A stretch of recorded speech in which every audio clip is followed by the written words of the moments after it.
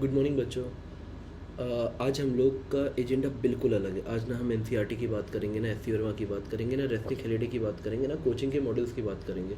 आज हम श्रीमद् भगवद गीता की बात करेंगे। कुछ 4 से 5 श्लोक ऐसे हैं भगवद गीता के। मैं काफ़ी देर से, अभी काफ़ी देर तो नहीं बोलूँगा, 1.5-2 घंटे से भगवद गीता लेके पढ़ रहा था। तो मतलब मैं पढ़ता हूँ यूजुअली, लेकिन जो मेरे कुछ हाइलाइटेड 4-5 श्लोक हैं जो मुझे लगता है कि अगर बच्चे उन श्लोक का थोड़ा सा जिस्ट समझ लें तो शायद रेसनिक का बोझ थोड़ा हल्का हो जाएगा। एससी वर्मा का मतलब जो मास तो चेंज नहीं होगा, पर अपेरेंट वेट उसका बहुत कम हो जाएगा। चलो देखते हैं। मैं श्लोकों का नाम लूँगा कि शायद बच्चे फ्यूचर में भी शायद उसको यूज़ कर सके रेफरेंस में। पहला श्लोक जो आता है ये अध्याय 2 यानी चैप्टर 2 वर्स नंबर 47, जो शायद मुझे नहीं लगता किसी ने नहीं सुना होगा, सबने पूरे इंडिया में सुन रखा होगा। ये श्लोक इतना सिंपल सा आपको कन्वे करता है कि जब भी हम किसी चीज़ के या लक्ष्य के पीछे जाते हैं तो हमारा कोई राइट नहीं होता कि हम लक्ष्य के बारे में सोचें। हमारा राइट सिर्फ कर्म करने पे होता है। आई होप आपने पक्का ये सुन रखा होगा। और मैं यहाँ पे ना वर्बोज नहीं बनना चाहता। मैं ऐसा नहीं चाहता कि मैं बड़े बड़े शब्दों का यूज़ करूँ, इवन संस्कृत में श्लोक बोल जाऊँ और बच्चे कनेक्ट ना कर पाएँ, क्योंकि ये इंस्टाग्राम वाले बच्चे क्या पता नहीं संस्कृत बोलने पे कनेक्ट करेंगे कि नहीं। हाँ, पर फीलिंग वाइज अभी भी ये भगवद गीता वाले ही बच्चे हैं। तो शायद कोशिश करता हूँ कॉलिक्वल लैंग्वेज में समझाने की। एक सिंपल सी लाइन चैप्टर 2 की वर्स नंबर 47 की इतना सा मैसेज देती है कि अगर आपको सही में कोई एग्ज़ाम निकालना है तो अपना पूरा ध्यान अपने एक्शंस पे रखिए।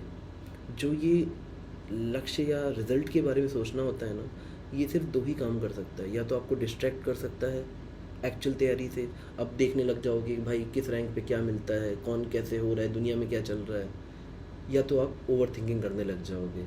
जो दिन के 24 घंटे हैं उसका मैक्सिमम टाइम आपका ओवर थिंकिंग में चली जाएगा। तो श्री कृष्ण जी खुद ही आपसे कह रहे हैं seize the day by action not by over thinking. और मैं पर्सनल एक्सपीरियंस से बोल रहा हूँ, जितने भी बच्चे हम लोग के पढ़ाए हाई रैंक्स लाते हैं, आईआईटी दिल्ली जाते हैं, बॉम्बे जाते हैं, they are firm believer of actions. तो चलिए अब नेक्स्ट श्लोक पे चलते हैं। आई होप ये श्लोक आप तक कनेक्ट किया होगा। नेक्स्ट श्लोक है इसी का चैप्टर नंबर 2 का ही श्लोक नंबर 48। ये श्लोक भी काफ़ी कहीं ना कहीं मुझे ऐसा लगता है कि अगर आप इसकी भी थोड़ी सी एसेंस समझेंगे तो आपको फ़ायदा होगा। हाँ, देखिए इसमें ये बोला जाता है कि जब भी आप कोई अपना कर्म करें ना तो ठंडे मन से करें।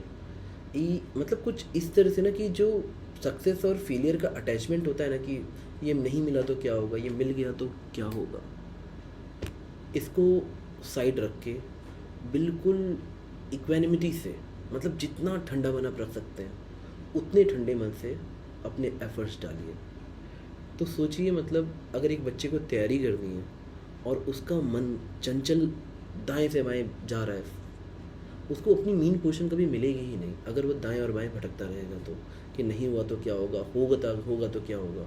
और जो बीच की मीन पोजीशन है जहाँ उसे रहना चाहिए, यानी एक्शन वाली दुनिया, वो जोन जहाँ पे वो कर्म कर रहा है, उसमें रह ही नहीं सकता। तो चलिए नेक्स्ट श्लोक पे चलते हैं। अब हम नेक्स्ट श्लोक है हमारा अध्याय 3 का वर्स नंबर 19। मुझे बस 2 मिनट दीजिए। हाँ, देखिए ये श्लोक बहुत ही सिंपल से चीज़ से बोल रहा है कि कई बार बच्चे मोनोटोनस हो जाते हैं। जैसे मान लीजिए उन्होंने एग्ज़ाम भी निकाल लिया कि सर अब क्या करना है, अब कैसे करना है, या ड्यूरिंग द एग्ज़ाम ऑल्सो अगर आपके मन में ना, जैसे मैं हमेशा देखता हूँ बच्चे इतने कॉम्पिटिटिव हो जाते हैं ना कि आप अपने दोस्त की मदद करना भूल जाते हैं। ये चैप्टर 3 का वर्स नंबर 19 है और ये बहुत ही सिंपल सा है। इसमें थोड़ा सा ना, मतलब आप जो कर्म कर रहे हैं ना, एक्चुअली ये 2 वर्सेस को मिला के मैं बोल देता हूँ, शायद आपको बेटर समझ आएगा। Verse number 19 and 20 chapter number 3, इन दोनों की समरी बहुत ही छोटी सी है। देखिए जब हम अपने कर्म कर रहे हैं, अगर हमारी डीप कॉन्शियस माइंड में ना वेलफेयर ऑफ द सोसाइटी होगा तो पता नहीं कैसे आपके जो एक्शंस होते हैं ना उनके अंदर आपकी बिलीव बहुत बढ़ जाती है। मैं बिल्कुल ये नहीं बोल रहा कि आप इस छोटी सी उम्र में ये सोच लोगे कि आपको गांधी बनना है, नेल्सन मंडेला बनना है, या कुछ भगत सिंह बनना है, उतने बड़े लेवल पे आप नहीं सोच पाओगे।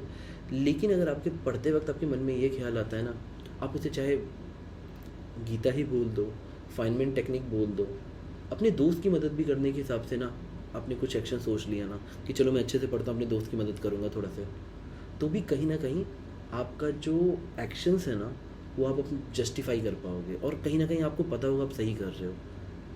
सोसाइटी की वेलबींग, जैसे आप suppose you belong to a place, मेरा नेट प्लेस गोरखपुर है, मैं उड़ीसा में इस समय वर्किंग हूँ, तो कहीं ना कहीं मुझे ऐसा लगता है अगर मैं एक उड़िया बच्चे से ये अपील कर पाऊँ कि आप जो भी कर्म कर रहे हो आज, जो अभी आप कर रहे हो, जो भी पढ़ाई आप कर रहे हो, कहीं ना कहीं लॉन्ग रन में आप अपने होम स्टेट को या जहाँ पे आप हो उसकी डेवलपमेंट का पार्ट बन सकते हो, या कंट्री की डेवलपमेंट का पार्ट बन सकते हो।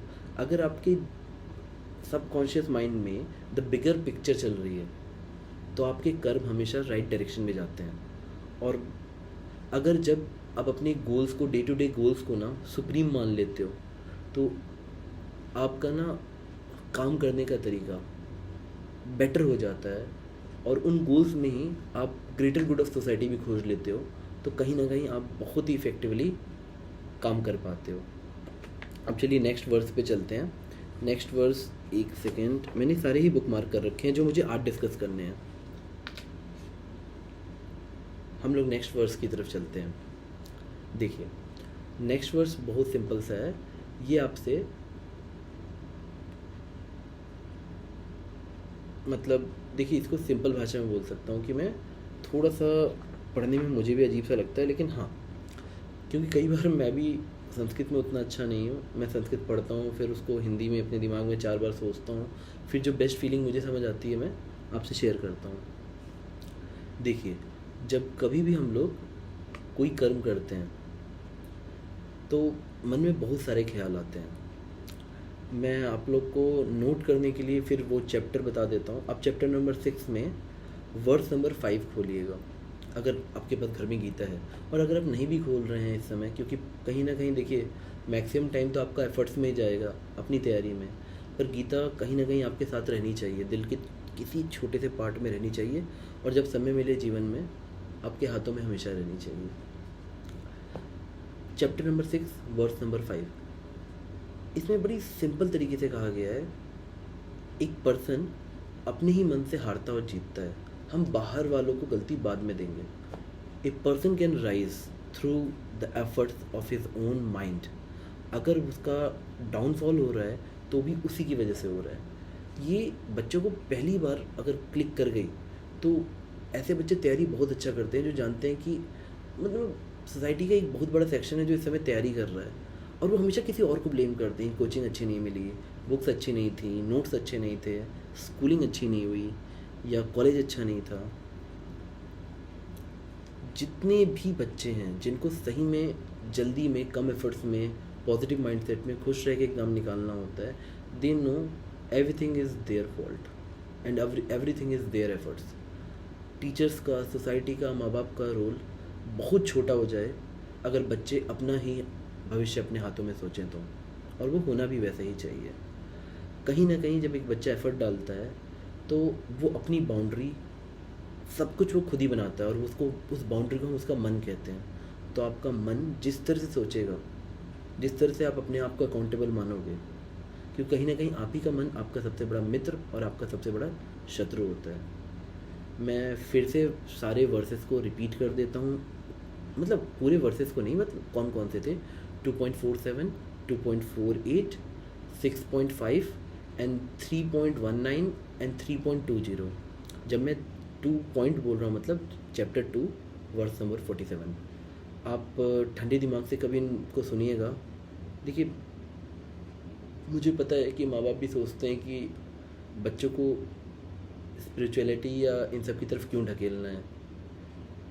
जब बच्चा आपके घर से निकलकर बड़े बड़े महानगरों में जाके जॉब करता है, बड़े बड़े महानगरों में जाके तैयारी करता है, तब कहीं ना कहीं वो अकेला होता है, और तब कहीं ना कहीं उसको भी कोई बात करने को चाहिए जिससे वो अकेले में बात कर सके। वो आपसे बात करेंगे ही करेंगे, बच्चे माँ बाप से हमेशा बात करते हैं। पता नहीं क्यों मुझे लगता है अगर घर के संस्कार तो इंडिया में हर लोग देते हैं। घर के संस्कार के साथ हाथ में अगर गीता रख दें तो ये जो कोटा में और जो ये दिल्ली में, आईआईटी दिल्ली में जो सुसाइड की खबरें आ रही हैं शायद नहीं आएंगी। बच्चे हमारे इंडिया के बहुत तेज़ होते हैं, बस उनको थोड़ा सा राइट डायरेक्शन मिल जाए। चाँद तक तो हम पहुँच ही गए हैं, कहीं ना कहीं उससे भी आगे की जो मंजिलें हैं हम गीता के साथ और अच्छे से तय कर पाएंगे। तो मेरा मैसेज बच्चों से इतना ही रहेगा कि मन में थोड़ा सा गीता लेके चलें, और आई होप आपको कहीं ना कहीं आपके साथ ये सारे श्लोक बात करेंगे। चलिए, जय हिंद।